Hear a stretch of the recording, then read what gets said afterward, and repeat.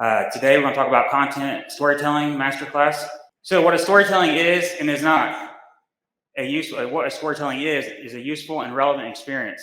It should motivate your team, boss, or clients. It should show what your brand stands for. It should include your clients. And when I say it should include your clients in double quotations, what I mean is try to relate to your clients or the service that you're providing. If you're selling a supplement, include a person, say it's a diet product, include the person in the story, or someone that lost weight using the product. So the person reading the story can relate to it. It will engage emotions. It's focused on a challenge, solution, and the final result. What a storytelling is not a 15,000 word book or article. Each story should be concise as possible, boring and irrelevant to what your clients are seeking, a hard sales pitch, numbers only. A story is not about your goals in life unless it's relevant to your client. So why is storytelling so powerful? We've been telling stories since the beginning of time around campfires. We all tell stories every single day. We relate to others that have the same challenges or problems as long as they find a solution. The right type of story can alter our mind. A good story triggers certain brain chemicals in such as our dopamine, cortisol, and oxytocin. Our parents shared stories with us growing up. Some even shared bedtime stories with us to help us sleep. Most stories we heard when we were young passed down from our parents, and from one generation to the next. People don't remember data alone, and this is very important. Whenever you're doing a case study, or even your resume or a bio or whatever it may be, you always want to wrap a story around those numbers. Because when people's reading the story, they tend to pay attention to the data a lot more than numbers.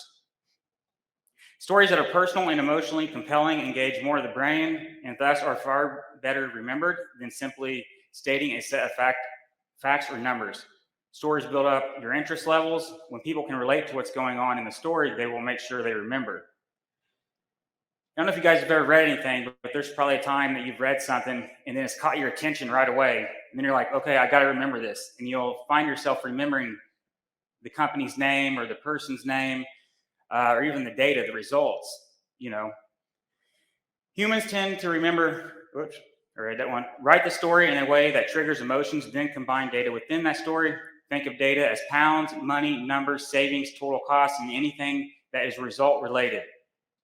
There again, try to build emotions with the story around those numbers. The type of stories you can create. Personal stories. This can be a story about you, but make sure the person you're telling can relate. The key is to be relevant as possible. So there could be a challenge that you faced in life. It could be in marketing, it could be in business, it could be in fitness, whatever it may be, and you can share how you overcome that challenge. And the person that you're talking to that will relate, so they're like, oh, okay, and that gives you the opportunity to, leverage your selling point or whatever. Client stories. How did your product or service help a client? How did your copywriting services help your client? Build a story around this and include numbers. Partner stories. Did you recently partner with someone that led into something bigger? Are you looking for new partners? Share your previous partnership stories with new potential partners. And there's investor stories. Are you looking to attract more investors? Share stories of previous investors you have worked with. Share a story with your product and service. So great. So you can share a story of somebody that's invested into your product or service or your company, from start to finish, and what their concerns was and how you resolved that in the end result. Personal bio. There are a lot of good bios out there, but if you notice, most bios do not really go into depth. Your bio should focus on challenges, solutions, and overall results. There is a lot of bios out there. People will say, well, I worked with this company, I worked with that company, but what type of results did you produce for that company? That's the key factor right there in, engaging the emotions. How to create stories that move people.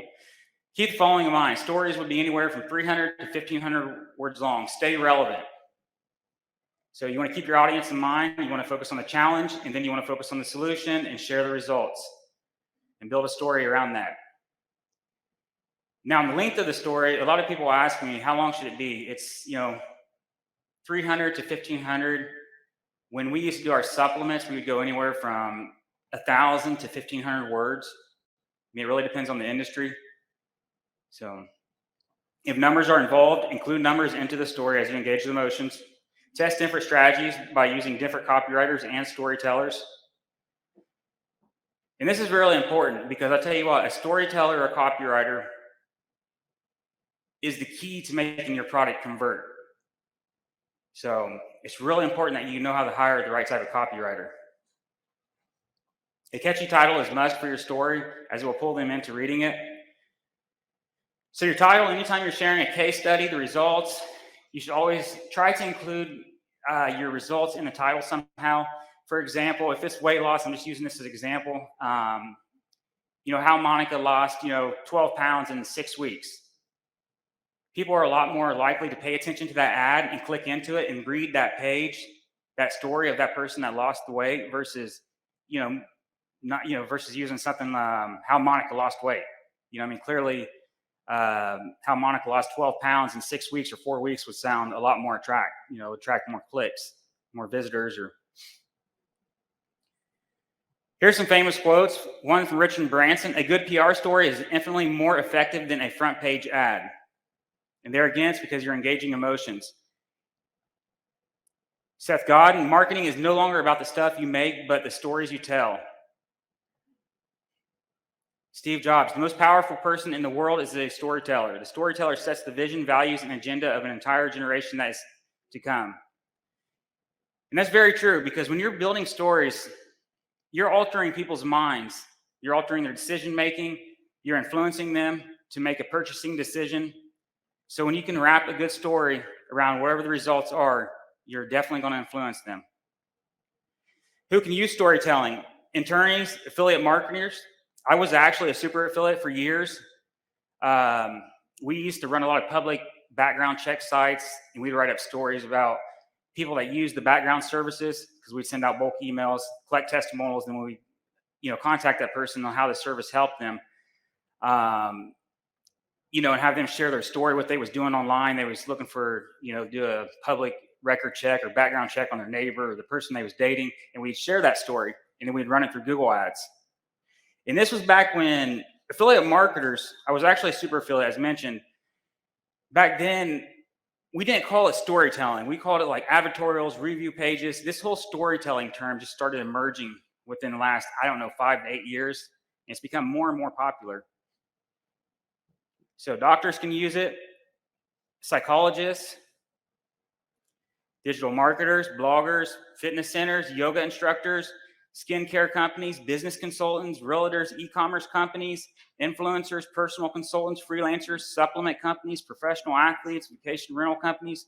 So as you can see, storytelling can be used in multiple industries. Who can write the best story? You or your company, or a professional storyteller? And I bring this one up because when we first started advertising our diet products, I wrote the copy. It wasn't that good. I hired multiple storytellers, copywriters, whatever you want to call them, and I found some really good ones. Conversion rates skyrocketed, because the girl that actually wrote the best copy for us was able to really get into the person's mind and engage. And she was using all the right words at the right time. Everything was rhyming, and it sounded like music to your ears, Whereas mine was not as good. So I basically wrote the story up, collected the data, the testimonials and everything, and had her do it. So it's highly important that, if you don't have storytelling skills or copywriting skills, you might want to outsource that. Hire an agency or keep it in-house.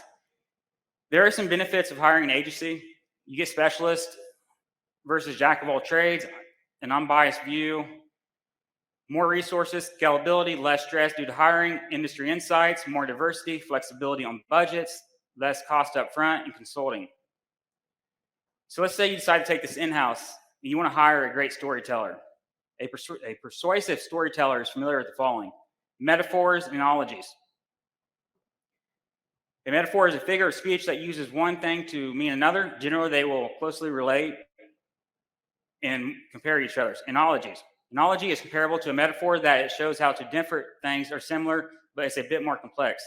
So a metaphor example would be like time is money. She's going through a roller coaster of emotions. Cash flow. Her eyes were diamonds. And when you can, use metaphors in your writing, you're creating a persuasive copy. People tend to like to read that. It sounds good. And people use metaphors. And as you notice that a lot of people use metaphors in their ad copy too, on Google ads or PPC ads, text ads, media buying ads. I don't know if you've ever been on a news site, you'll see like these ads at the bottom from Taboola and Outbrain. Analogy examples: finding a good man is like finding a needle in a haystack. Life is like a box of chocolates. You never know what you're going to get. He saw the problem as a speed bump, not a roadblock. So those are examples of metaphors and analogies. And here's a quote from Brian Clark. I don't know if you guys are familiar with Brian Clark. He's been around for a while. I remember when he first started, he only had like 1,000 subscribers. I don't know how many he's got now, but from what I heard, he's probably got, I don't know, maybe 500,000, a million. He doesn't show his RSS feed anymore. He's very popular. And he's a very good copywriter too. And as he mentioned, the right analogy at the right time, told the right way, may be exactly what they need to do business with you. Storytelling is a growth hacking tool. And as mentioned, I took one market from 3,500 to 275,000 a month within 16 months, all through storytelling. And this was when I took a pivot, when I lost my partnership with insurance.com, because they sold to Quinn Street. So they kind of cut us all out, hired everything, all their staff internally, because they get a better cost, somewhat, a little bit. How it started, we actually had some review sites up in the search engines that were focused on supplements. And they was only making about 500 to 1,000 a month. It wasn't nothing major. And my girlfriend at the time and me were using certain products, and we decided to have a product manufactured. And what we did is shared our stories online, and then we started comparing other products that we were trying, like Hydroxycut. I was never a big fan of Hydroxycut because I got the jitters from it really bad, anxiety and stuff like that. So we had a product called Slim Optimum, New Lipo, and a few others manufactured. And we started running these through SEO. Or actually what we did, we set up a copy on the page, of how we, tried or compared Lipozene to, New Optimum, Slim Optimum, our products, and how we lost weight. And we shared our story, and we started ranking these websites for trademarks. And about 3 months down the road, other trademarks, like we would try to target keywords like Lipozene, make sure it showed up for that. Then we would try to sell our product to the customer by comparing it and offering a trial offer. And it was very successful. I mean, within like 6 months, it was producing, about 100,000 a month in sales, and just continuously grew. Because what it was is that Lipozene at that time was getting about 1,000 searches a day, and we was getting, 4 to 5 conversions per every 100 visitors. So we was backing out really well, and we was building memberships into the system. And at that time, nobody was doing it, and we had just a great story. And then we eventually moved into email marketing. We started, remarketing to these people, upselling, cross-selling, downselling, whatever we could do through email. And then as we built the capital, we started buying media using the same stories. And we was buying media through Taboola, Outbrain, and some other networks. So, and, a lot of remarketing and affiliate networks. That was a big one, a low profit margin. But by that time, we had so much capital and we had stories behind the product that we was able to use affiliate networks and have other companies promote the products through email. Let's see here. How to promote your story. So there's several options that you have. You got retargeting ads. Someone visits your site, but they do not buy. Why not retarget these visitors through Facebook with a powerful story? Sometimes people will go into the site. It could be an e-commerce website, whatever it is. You can retarget an ad to that person, marketing a customer story or a client story. If you're an attorney, then clearly it'd be a case study. If you're an e-commerce, then it would be, a customer. Facebook pages, build up your Facebook audience and continuously share stories through your post. If you have a lot of subscribers, on your Facebook page or followers, you can share your stories through there and keep them going through there. Facebook posts, same thing. If you're an influencer, you have a lot of followers on your personal Facebook. If you're a freelancer, whatever it may be, share, stories on there, how you helped people in their struggle, and the challenge and the solution. Facebook targeting, create lookalike audience or target people you think that will buy your products with stories.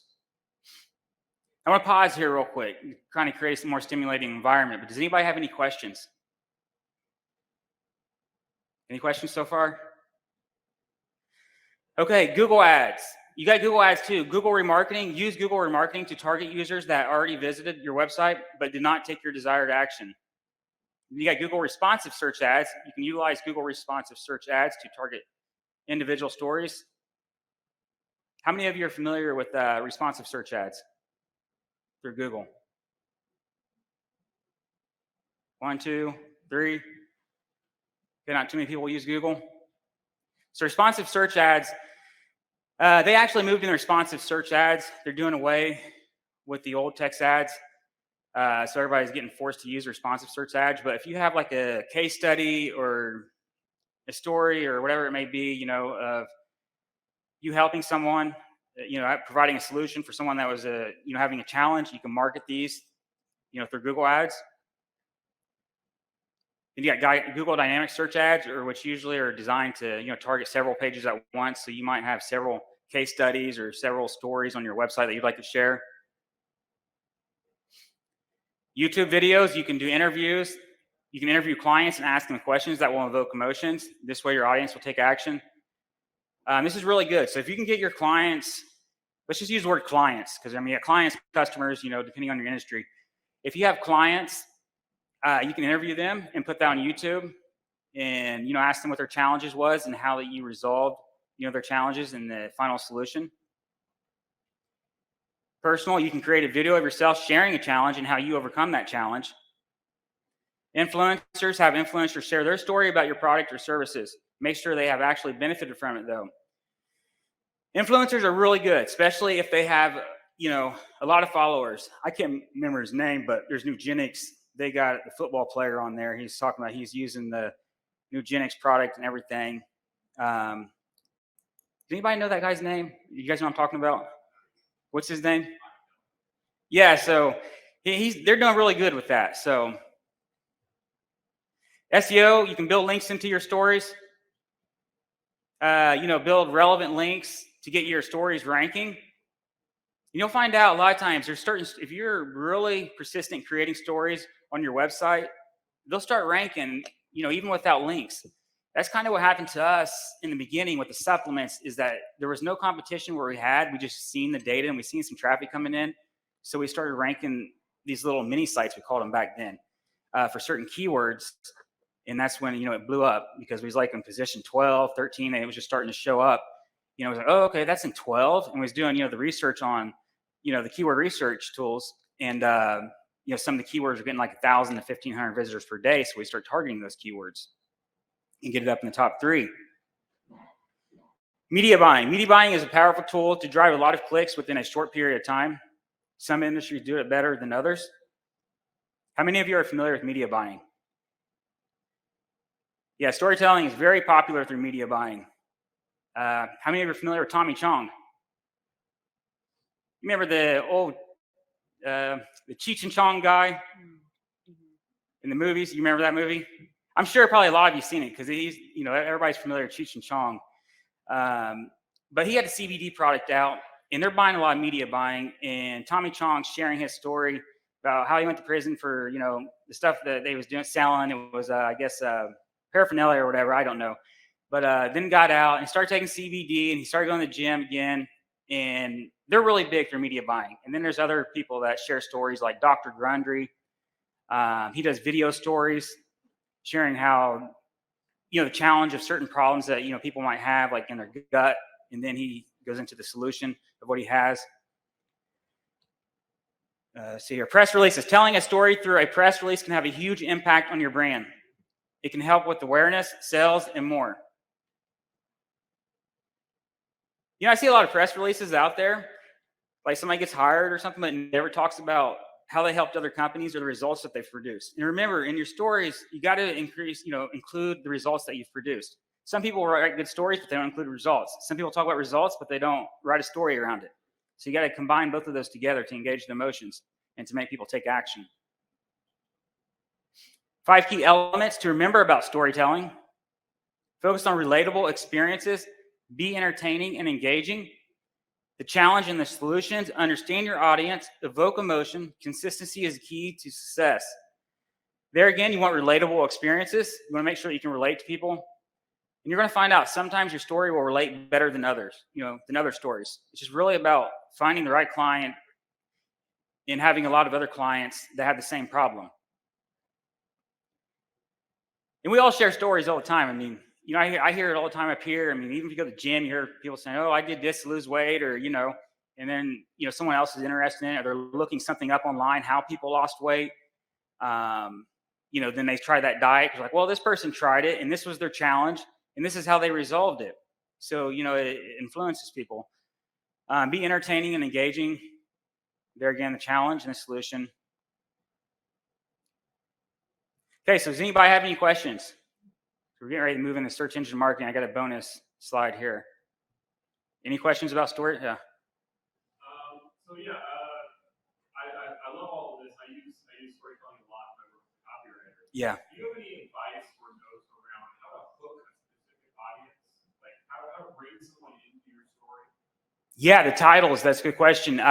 Like earlier, learn how I lost 16 pounds in 8 weeks. Learn how I put on 20 pounds of muscle in 6 months.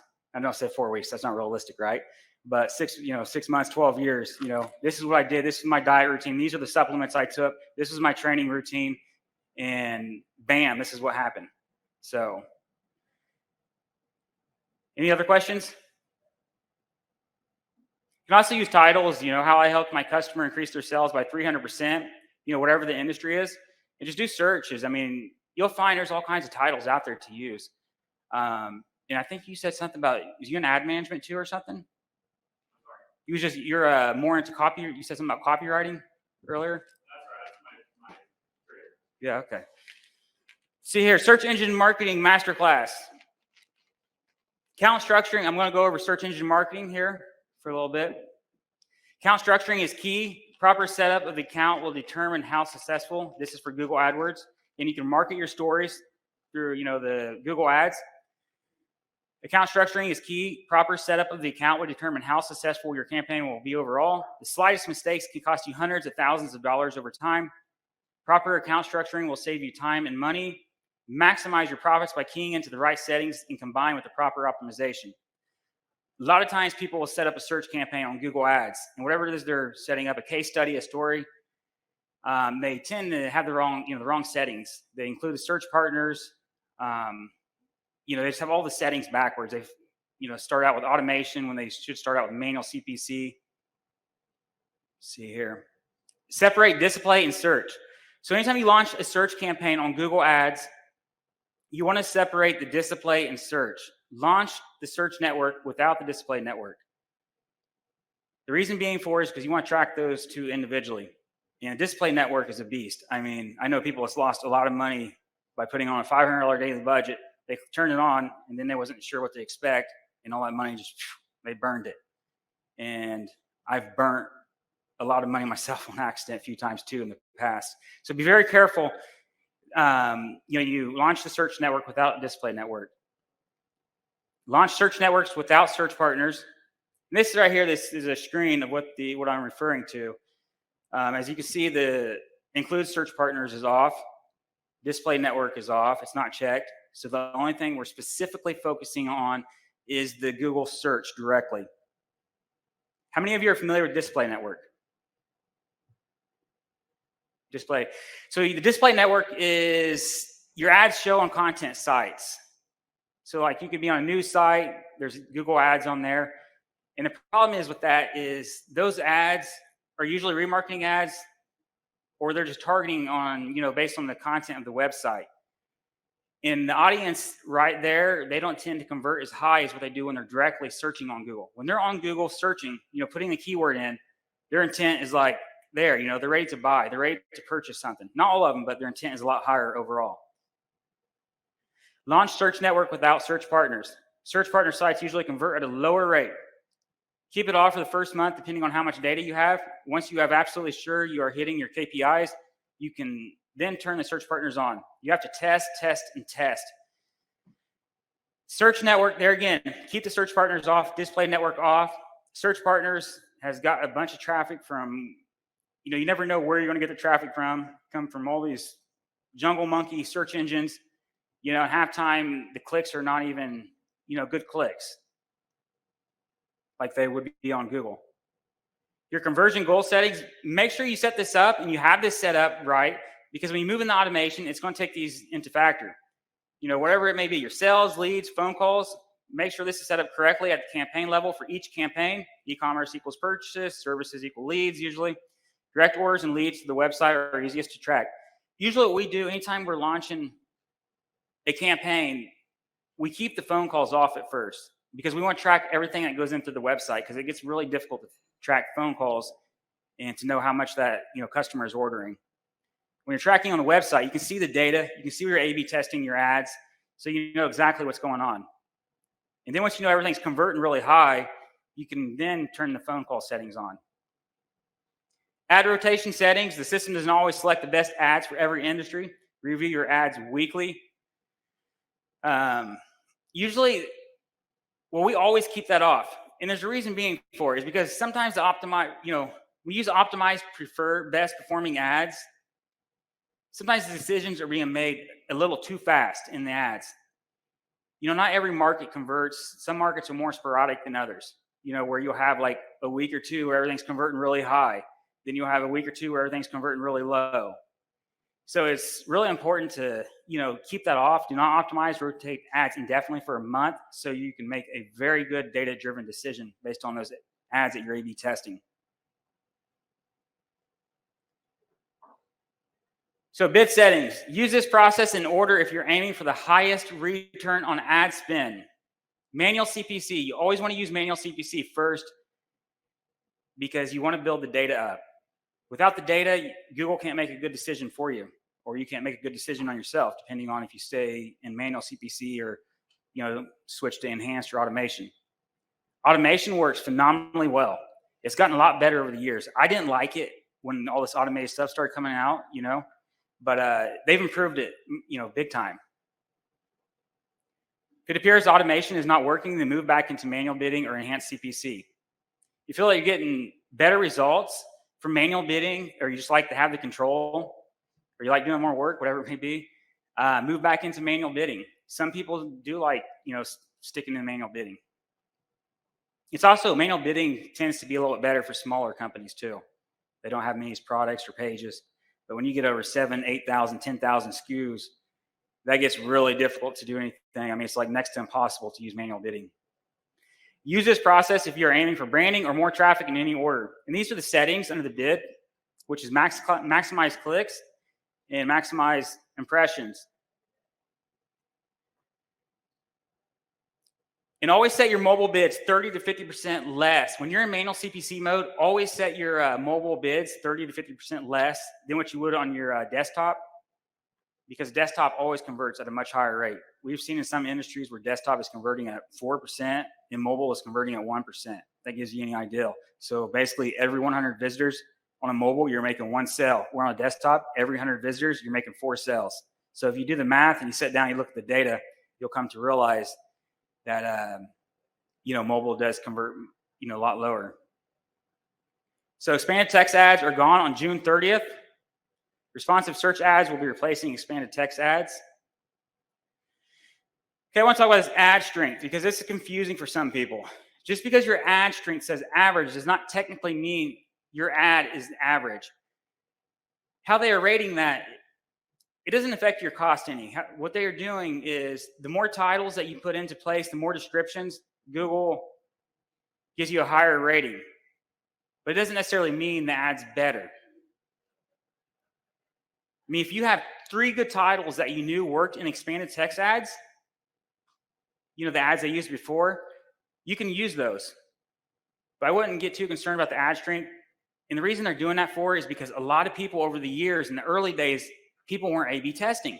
A lot of advertisers were not A/B testing. They just throw an ad up and they wasn't making money. They thought something was wrong. They just didn't A/B test. They knew about it. Just some people never, really put much effort into testing. So they've come out with these responsive search ads. So now they're forcing you to put in 8 titles or 6 titles, whatever, and making sure that you test your ads. And the responsive responsive search ads, they will automatically optimize, show the best titles, descriptions, or whatever based on the device. A/B testing is still possible. If you guys are A/B testing freaks or whatever, you like to A/B test,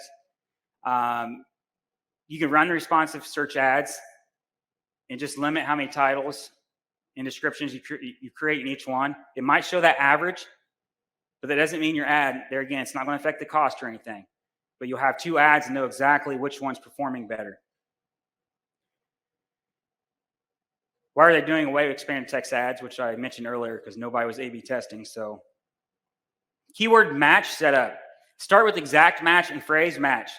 Set a lower bid on phrase match, as phrase match generally converts lower. Use 1 to 3 keywords per ad group. Check your search term report and exclude low converting keywords. So you want to start with the exact and phrase match. Usually what we do is, this is an example.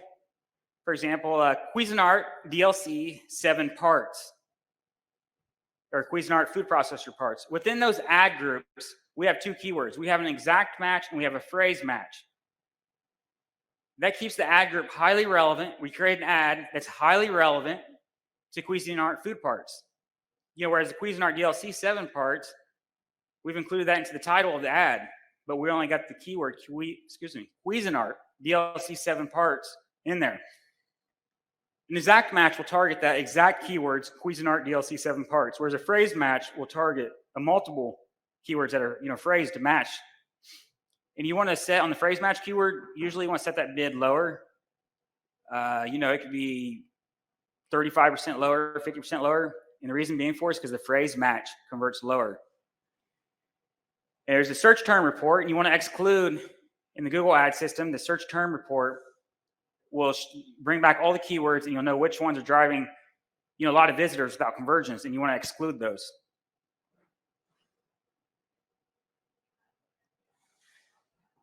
Set up category ad groups. I don't know how many people overlook this. I don't know why they do. Every time I talk to a client or we get a new client, well, he's thinking about doing it. That's usually their answer.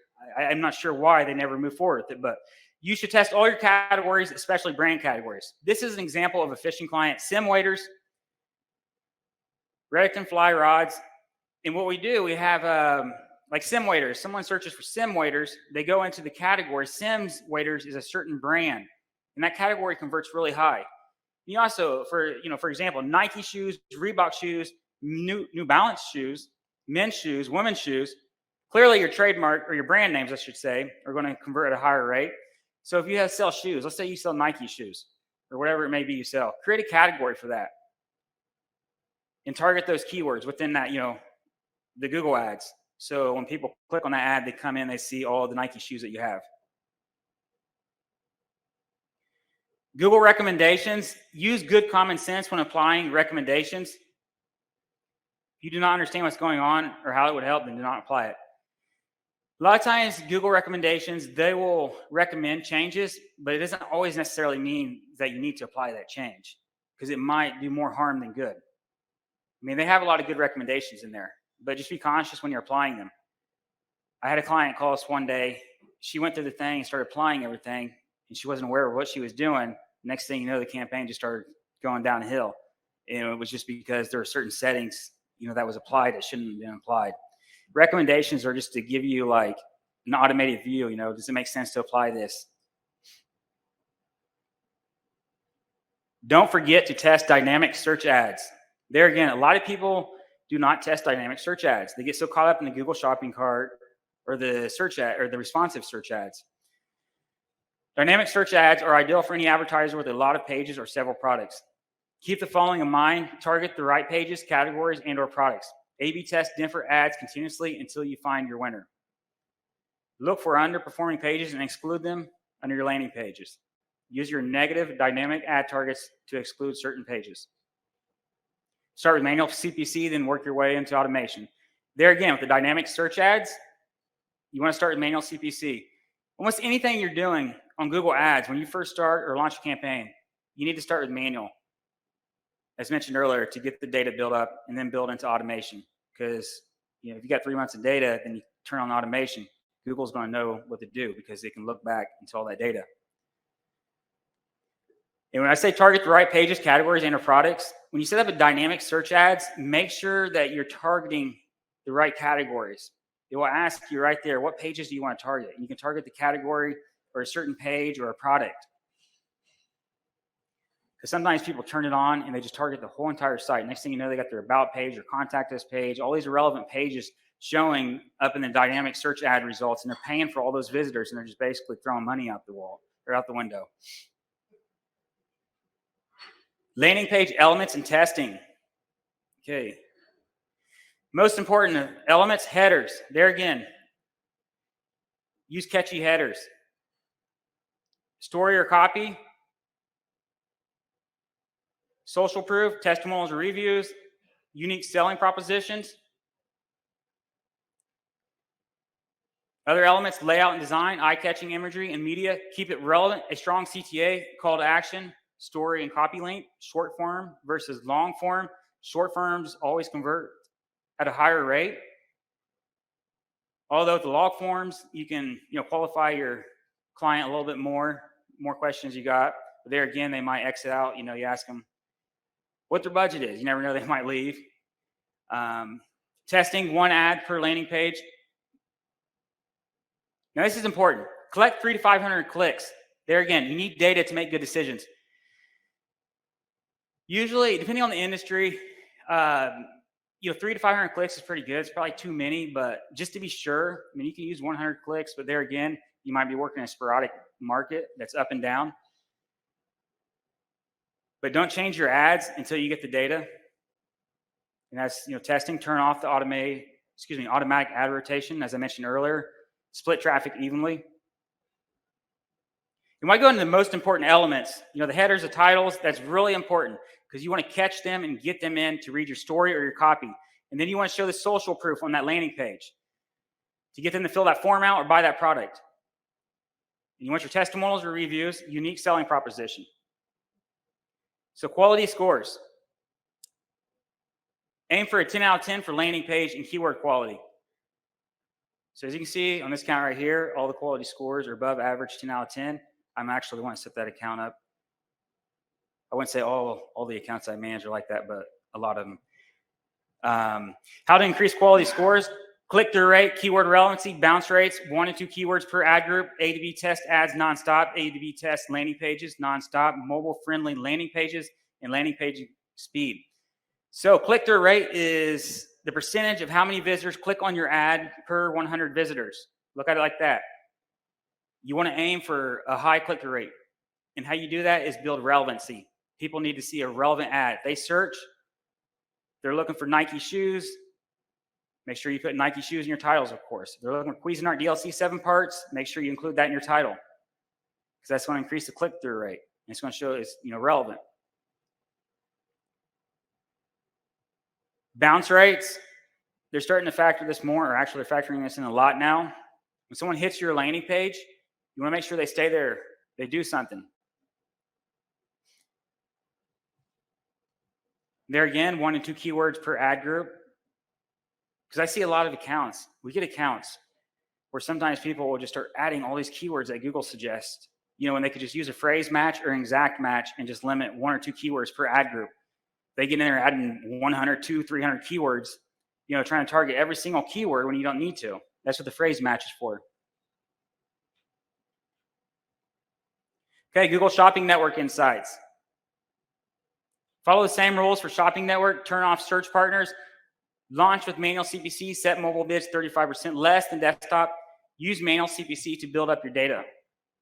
Bid high at first, then start dropping your bids or move into automation. So same strategy, same rules, whether it's search network, display network, shopping network, always have your manual CPC and set a daily budget, whatever you're comfortable with, and get the data first before you move into automation. And as mentioned, in some cases, mobile bids can even be set to 50% less than desktop. And you can see that in your device section. If you're using Google Ads, go into your device section of the campaign, and I'll show you how well your mobile's converting, how well your desktop's converting. And title optimization for the shopping network. think like your customer. So if you're selling apparel, make sure you include like the brand, gender, product type, attributes, the color, size, material. Consumables, brand, product, attributes, weight, count. In hard goods, brand, product, attributes, size, weight, quantity. Electronics, brand, attributes, product type, model number. Model number is very important. You'd be looking for an iPhone 8, just use an iPhone 8 as an example, or iPhone 12, whatever it may be. Clearly, nobody's going to be looking for an iPhone 8 anymore, but iPhone 11, 12, or whatever. Books, title, type, format, hardcover or ebook, an author. So in your Google shopping feed, it's very important that you include, all your, what your customer's searching for at that given time.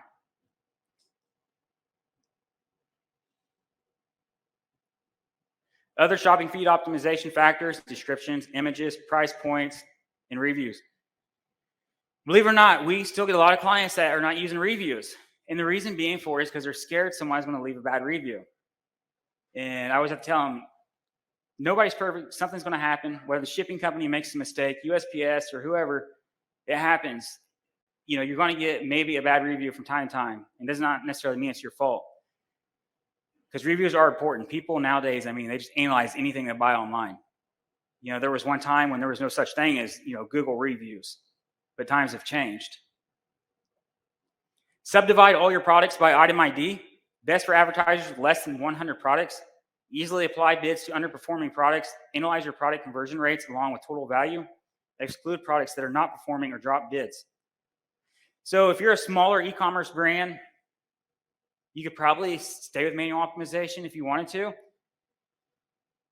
And use the subdivide all products by ID. And as you can see here, clearly I'm not able to get every single product in there, but this is what, subdivide all products by item ID looks like.